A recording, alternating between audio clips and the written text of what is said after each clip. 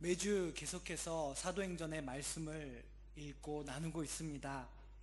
지난 주일에는 예루살렘에 일어난 가장 큰 규모의 박해로 인해서 예루살렘 교회가 뿔뿔이 흩어지게 되었고, 그 흩어지는 여러 사람들 중에 빌립이라는 사람이 사마리아로 내려가는 모습을 나눴습니다. 빌립이 사마리아에서 하나님의 나라를 전하고 예수 그리스도의 이름으로 복음을 전했을 때에 놀랍게도 유대인과 단절되어 있었던 그 사마리아인의 성읍에서 사람들이 예수를 믿고 남자도 여자도 세례를 받는 놀라운 일이 일어났습니다. 오늘 함께 읽은 본문 14절은 예루살렘에 있는 사도들이라고 시작하고 있습니다.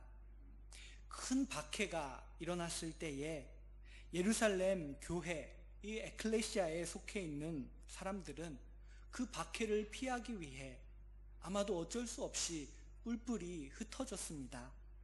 그렇지만 그들 중에 사도들은, 이 12사도들은 예루살렘에 남아 있었던 것을 누가는 전하고 있었습니다. 스데반이 순교하고, 그리고 사도들의 위에도 어떤 위험이 있을지 모르는 그 상황 속에서 사도들은 예루살렘에 남아 성령께서 인도하는 그들의 역할, 일들을 감당해 나아갔던 것으로 보입니다. 사도들은 흩어진 예루살렘 교회의 그 모든 제자들과 육체로는 어쩔 수 없이 떨어지게 되었습니다. 하지만 그 이후에도 늘 기도로 연대하고 그들의 소식을 구하고 항상 그렇게 소식이 오가지 않았을까 생각합니다. 그리고 그들 곳에, 이 예루살렘에 빌립보가 간 이 사마리아로부터 하나의 소식이 마침내 들어오게 됩니다. 그것은 하나님의 말씀을 사마리아에서 그 사람들이 받았다라는 것입니다. 이 14절 말씀을 보면 사마리아 도라고 그렇게 번역을 하고 있습니다. 이 번역은 유대인과 사마리아의 그 관계를 너무나 잘 알고 있는 번역입니다. 사마리아도? 아니, 그 사마리아가 하나님의 말씀을 받아들였다고? 라는 그 뉘앙스가 이 한 글자 도에 담겨 있습니다. 이 소식을 듣자 12사도들을 대표하는 두 명의 사도 베드로와 요한이 파송을 받게 됩니다. 이 예루살렘 초대교회의 움직임을 통해서 사도들이 이 사마리아에서 하나님의 말씀을 그 사람들이 받았다라는 것을 얼마나 큰 일로 여겼는지 그 빠른 반응을 통해서도 알 수가 있습니다. 또한 예수님께서 승천하시기 전에 말씀하신 예루살렘과 온 유대와 사마리아와 땅 끝까지라고 하셨던 그 말씀을 12사도들은 늘 기억하고 있었기 때문에 이렇게 빨리 반응할 수 있었지 않았을까라고도 생각해 봅니다. 사도들은 빌립을 통해서 들려온 이 소식을 통하여서 지금 이 박해 속에서 하나님의 선교의 역사가, 하나님의 역사가 일어나고 있구나라는 것을 확인하고 있는 것입니다. 15절 말씀을 보면 그들이 파송을 받아서 내려가서 그들을 위하여 성령 받기를 기도했다라고 기록되어 있습니다. 베드로와 요한이 파송을 받은 것은 어쩌면 그들 자신이 우리가 사마리아로 가겠습니다라고 자원했을지도 모릅니다. 혹은 다른 10명의 사도들이 사마리아로 가기 위해서는 베드로와 요한이 적합할 것 같다라는 추천을 받았을지도 모릅니다. 20절에 기록되어 있는 것처럼 그들에게는 이 성령에 관한 은사가 있었다, 그들이 받고 있는 그 하나님의 선물이 있었다라는 것을 다른 사도들도 인정하고 있었지 않았을까라고 생각이 됩니다.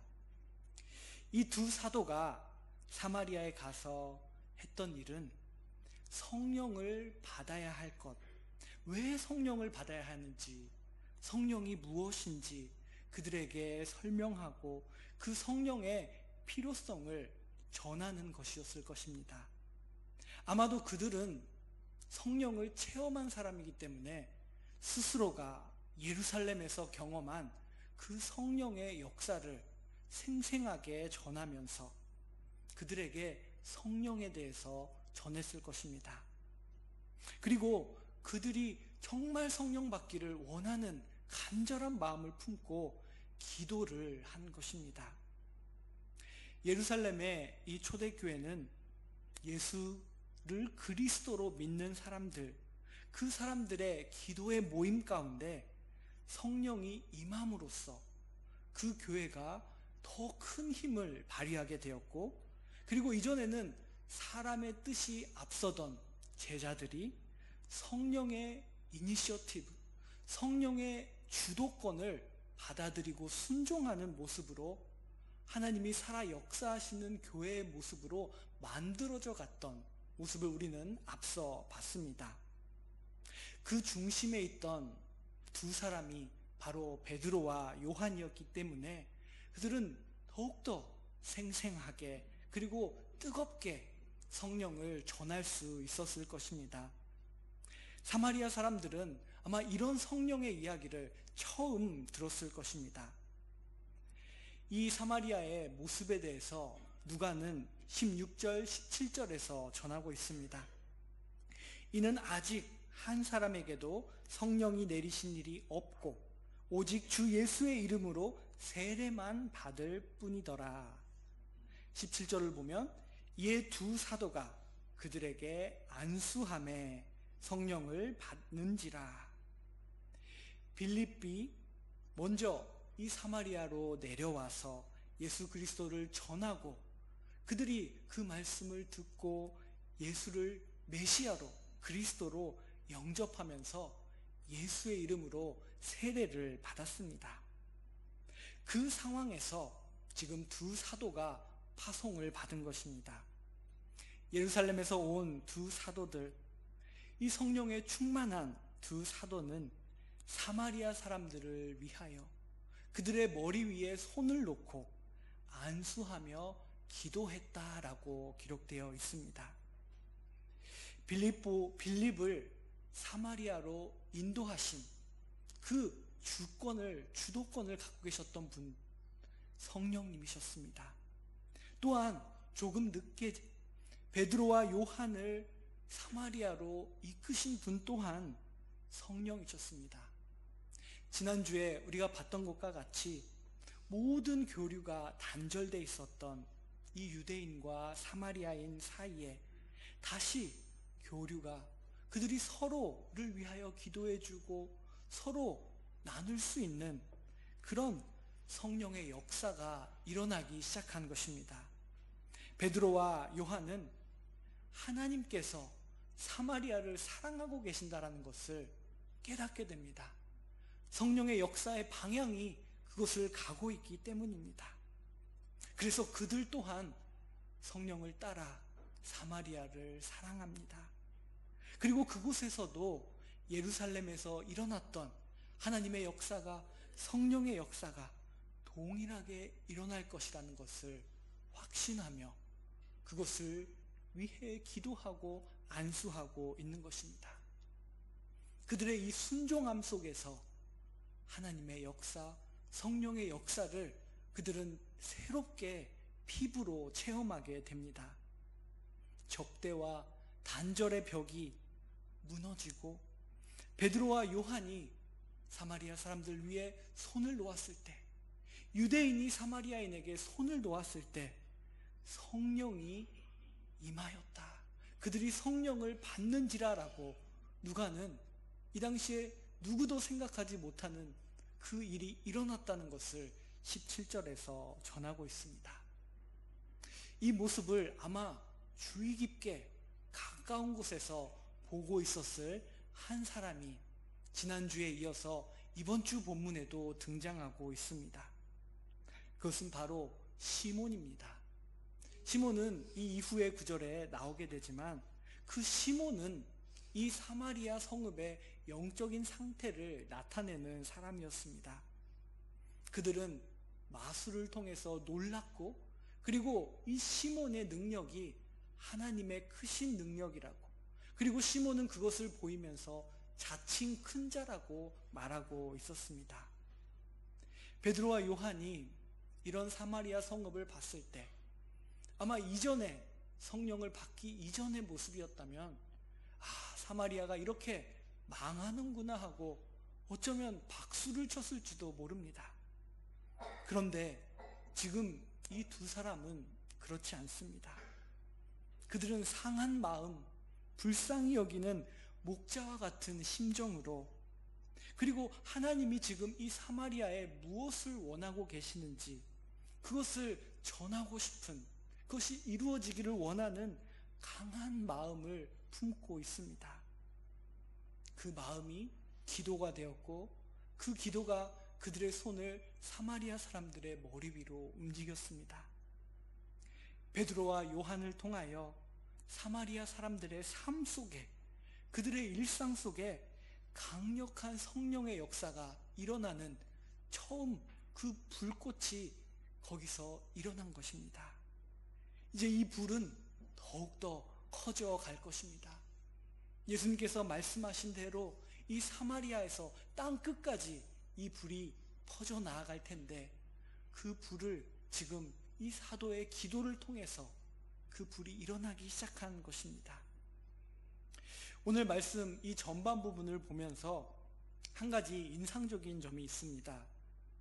빌립이 지난주에 본문에서 열심히 예수 그리스도를 전하고 표적도 일으키고 세례도 주었는데 성령 강림의 역사는 일어나지 않았습니다. 그런데 오늘 본문에서 예루살렘으로부터 두 사도가 사마리아로 내려오자, 그리고 그들에게 성령을 구하는 기도를 하자 그들에게 성령이 임했다, 성령을 받았다라고 오늘 본문은 말하고 있습니다. 하나님의 말씀을 영접하는 것, 받아들이는 것과 성령을 받는 것 사이에는 어떤 순서가 있는 것일까요? 빌립이 복음을 전파할 때에는 임하시지 않았다가 사도들이 기도했을 때에 성령이 임하신 이 오늘의 본문의 이 사건은 무엇을 의미하고 있는 것일까요? 초대교회에 7명의 봉사자 중에 한 사람으로 뽑힌 이 빌립의 사역이 사도들의 사역에 비해서 열등했다라는 것을 말하고 있는 것일까요? 사도와 사도가 아닌 사람들의 위계관계를 나타내고 있을까요? 여러 가지를 생각해 볼 수 있겠지만 이 사건을 큰 맥락 속에서 볼 때에 분명히 드러나는 중요한 사실은 빌립의 사역과 이 두 사도들의 사이에는 놀라운 연속성이 있다라는 것입니다. 그리고 또 한 가지는 이런 생각을 하고 있는 제 생각과는 달리 그들 자신은 빌립과 두 사도 사이에는 어떤 주도권을 놓고 다투는 그런 다툼이 없다라는 것입니다. 빌립도 베드로도 요한도 하나님의 절대적인 주권, 성령님의 절대적인 인도하심에 충실한, 그것을 따라가는 사람이었습니다. 하나님께서 정하신 적절한 때에 적절한 장소에서 하나님의 쓰임을 받는 하나님의 종이었다라는 것입니다. 빌립은 예수 그리스도의 복음의 말씀의 씨를 뿌렸습니다. 그리고 두 사도가 와서 그 씨에 물을 주었습니다. 그러나 그것이 자라고 결실하게 하신 분은 빌립도 사도도 아니라 하나님이시라는 것을 우리는 이 맥락 속에서 발견하게 됩니다. 지난 주일에도 나눴지만 제자들에게 사마리아를 향한 마음을 보여주시고 몸소 그것을 나타내 주신 분은 다름 아닌 예수님이셨습니다. 빌립은 스데반과 같이 예수님을 닮은 사람, 예수님을 따라가는 사람으로서 그는 성령의 인도하심을 따라 그 사마리아로 내려가 복음을 전한 것입니다. 예수님을 나타내는 삶을 이 빌립이 살아간 것입니다.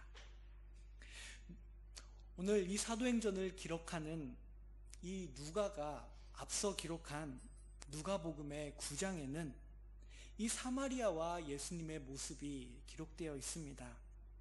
사마리아는 예수님의 공생애에 있어서 처음에 적대적인 성읍이었습니다. 예수님께서 사마리아의 한 마을에 유숙하려고 하셨습니다. 그러나 그 사람들은 받아들이지 않았던 것입니다.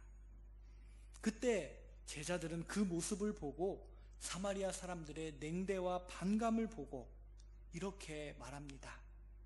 누가복음 9장 54절에서 주여, 우리가 불을 명하여 하늘로부터 내려 저들을 멸하라 하시기를 원하시나이까? 아마 유대인인 예수님도 유대인인 제자들과 이 사마리아인에 대해 같은 생각을 갖고 있지 않을까라는 그러한 마음이 이 말 속에는 담겨져 있습니다. 이 나쁘고 괘씸한 이 사마리아 사람들에게 불이 내리도록 그렇게 할까요? 라고 지금 제자들이 말하고 있는 것입니다. 그러나 예수님의 태도와 모습은 제자들과는 달랐습니다. 예수님은 사마리아 사람들에게 친근하게 대하셨고, 그리고 유대인들이 사마리아 사람들과의 이 서로를 막고 있는 벽을 허물어 나아가기를 원하셨습니다.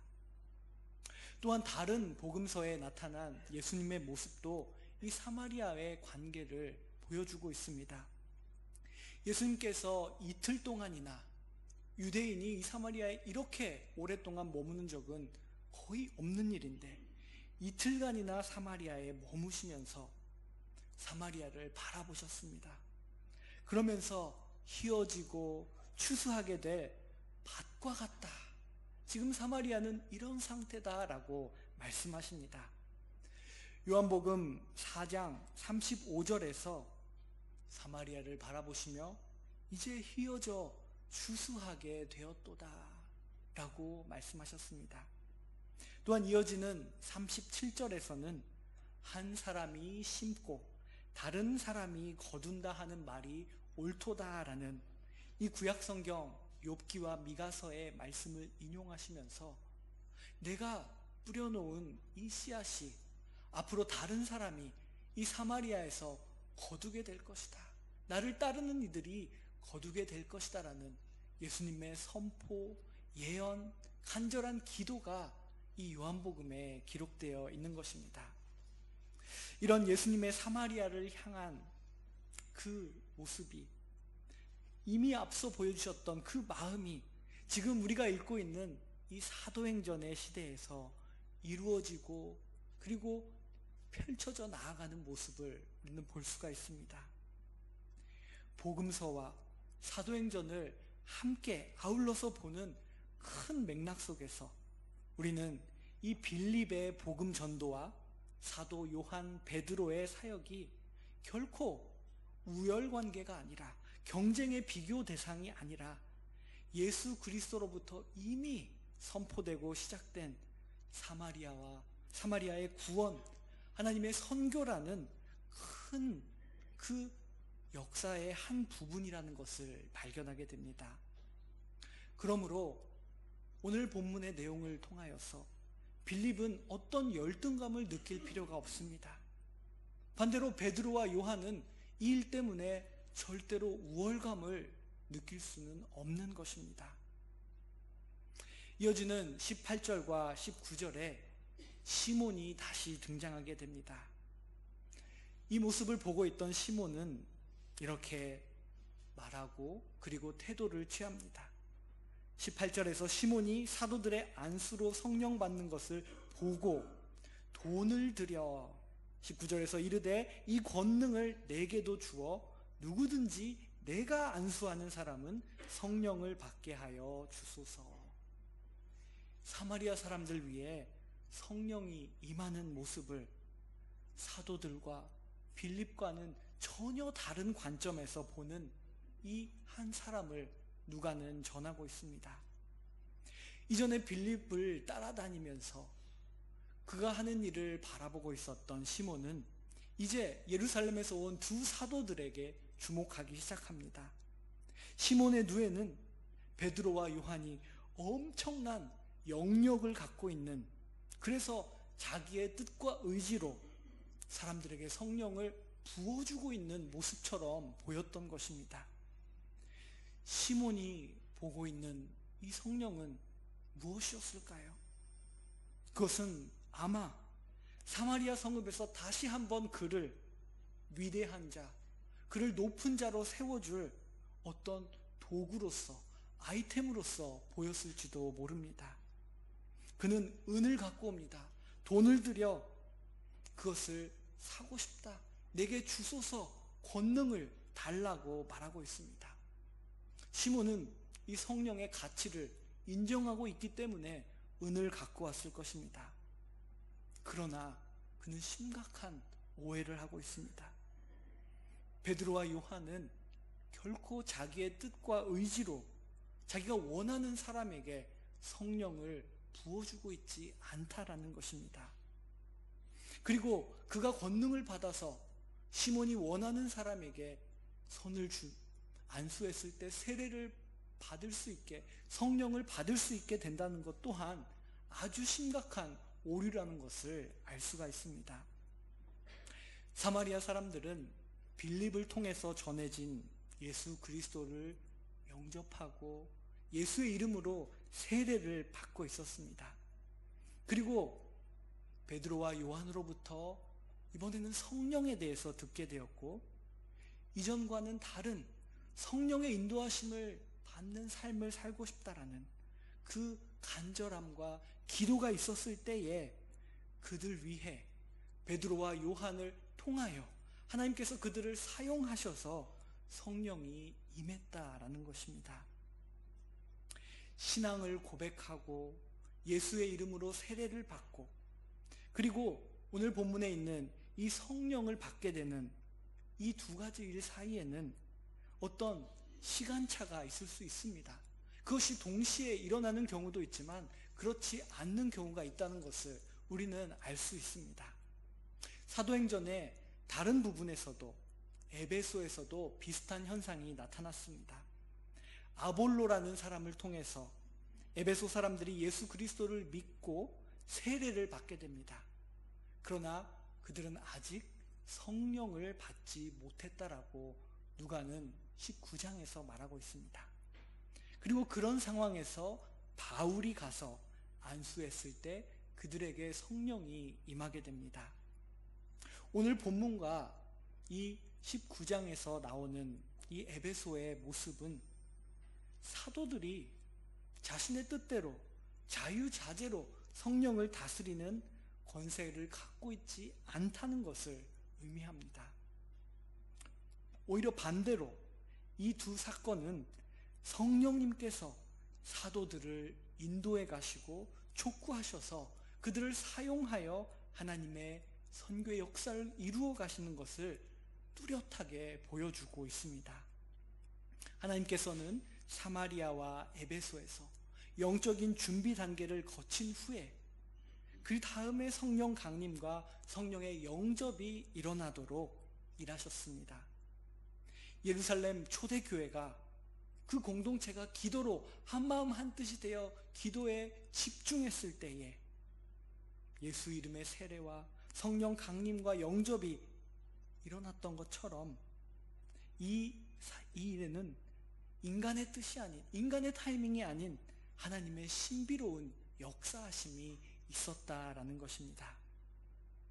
그 사실을 이 두 사도는 시몬에게 전하고 있습니다. 그리고 그 오류가 너무나 심각하기 때문에 강한 말로 시몬에게 말하고 있습니다. 20절, 21절을 보면 베드로가 이르되 네가 하나님의 선물을 돈 주고 살 줄로 생각하였으니 네 은과 내가 함께 망할지어다 라고 말합니다.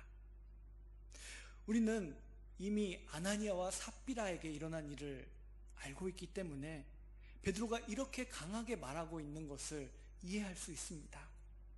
또한 21절에서는 하나님 앞에서 내 마음이 바르지 못하니 이 도에는 네가 관계도 없고 분깃될 것도 없느니라 라고 말합니다. 지금 은을 가져오고 보이고 있는 현상의 모든 것을 그게 모든 것이라고 생각하는 이 시몬에게 베드로는 뭐라고 말하고 있습니까? 네 마음이, 너의 내면이 지금 바르지 못하다. 그러니 너는 먼저 네 내면을 바라보고 회개해야 된다는 것을 말하고 있는 것입니다. 그렇게 시몬은 자신의 힘으로 컨트롤할 수 있는 은사를 원했습니다. 이 시몬의 모습, 그리고 두 사도의 그 꾸짖는 회개를 촉구하는 모습을 통해서 우리는 이 하나님이 주시는 은사라는 것이 무엇인지 생각하게 됩니다. 은사는 우리가 컨트롤하고 다스릴 수 있는 것이 아닙니다. 그것은 말 그대로 하나님께서 주시는 선물입니다. 은사가 주어졌다 해도 그것을 자신의 뜻대로 원하는 대로 사용할 수는 없는 것입니다. 그리고 그것을 갖고 있다 할지라도, 하나님께서 나를 통하여 역사한다 할지라도 늘 그 마음이 어떤지, 마음이 바른지를 확인하고 체크하지 않으면 안 된다라는 것을 이 베드로의 말을 통해서 우리는 알 수 있습니다. 성령을 구하는, 이 사마리아에도 성령의 역사가 일어나기를 원하는 그 안수하는 손을 통해서 베드로와 요한은 지금 쓰임받고 있습니다. 그들에게 주어진 어떤 특권을 나타내는 것이 아니라 성령님께서 더욱더 민감하게, 더욱더 자유롭게 그들을 통해서 역사하실 수 있도록 자기 자신을 내어줌으로써 그 은사를 받고 있는 것입니다. 하나님은 베드로와 요한뿐만 아니라 우리들에게도 각각 다른 은사를 은혜로 주십니다. 그것은 결코 우리가 선택하고 고를 수 있는 것이 아닙니다. 하나님께서 우리들에게 주시는 선물이기 때문에 그것은 더욱 가치 있고 소중한 것입니다. 성령에 대한 이 시몬의 오류, 시몬의 오해를 통해서 우리는 성령은 무엇이고 성령의 은사는 무엇인지 다시 한번 생각해 볼 수가 있습니다. 두 사도는 그에게 회개하도록 촉구하고 그의 내면이 얼마나 지금 악한지를 말합니다. 그러면서 그가 돌이키기를 간절히 원하고 있는 모습을 보게 됩니다. 그렇게 시몬을 회개하도록 촉구한 이후에도 베드로와 요한은 사마리아에서 예수 그리스도를 증거하고 그리고 복음을 전했다라는 것이 25절 마지막 절에 기록되어 있습니다. 두 사도가 주의 말씀을 증언하여 말한 후 예루살렘으로 돌아갈새 사마리아인의 여러 마을에서 복음을 전하니라. 14절에서는 사마리아 도라고 시작했던 오늘의 본문이 이 사마리아인의 여러 마을에서 복음을 전했다라는 이 놀라운 소식으로 맺어지고 있습니다. 빌립을 통해서 전해진 복음의 씨앗, 그리고 그 씨앗에 베드로와 요한이 물을 주고 있습니다. 누가 더 우월한가가 아니라 하나님께서 그들을 사용하고 쓰임받고 있다는 것입니다. 하나님의 역사와 하나님의 선교에서 위대하신 분은 오직 하나님 한 분이십니다. 하나님께서 우리 또한 은사를 주시고 부르시고 또 가게 하셔서 사용하실 때 빌립처럼 요한과 베드로처럼 하나님께 쓰임받는, 우리 자신을 성령님께 내놓아줄 수 있는 그런 저와 여러분이 되기를 간절히 소망합니다. 기도하겠습니다. 사도행전을 통해서 지금도 하나님께서 역사하고 계심을, 그 하나님의 역사가 어떠한 것인지를 나타내 주시는 우리 하나님 참으로 감사합니다. 사마리아에 예수 그리스도의 복음이 들어가고 성령의 임재가 일어나는 그 놀라운 사건을 함께 나누고 보게 하시니 감사합니다. 예수의 복음을 받아들인 사마리아 사람들이 베드로와 요한을 통해서 성령을 받게 된 것처럼, 그들이 성령을 간구했던 것처럼 우리 한 사람 한 사람이, 우리 동경교회 신앙 공동체 전체가 늘 성령의 충만함과 인도하심을 받을 수 있도록 도와주시옵소서. 또한 우리에게 주어지는 하나님의 은사가 무엇인지 그 가치를 알고 겸손히 하나님의 역사에 참여해 나아가는 우리 모두가 될 수 있도록 인도하여 주시옵소서. 감사드리며 예수 그리스도의 이름으로 기도드립니다. 아멘.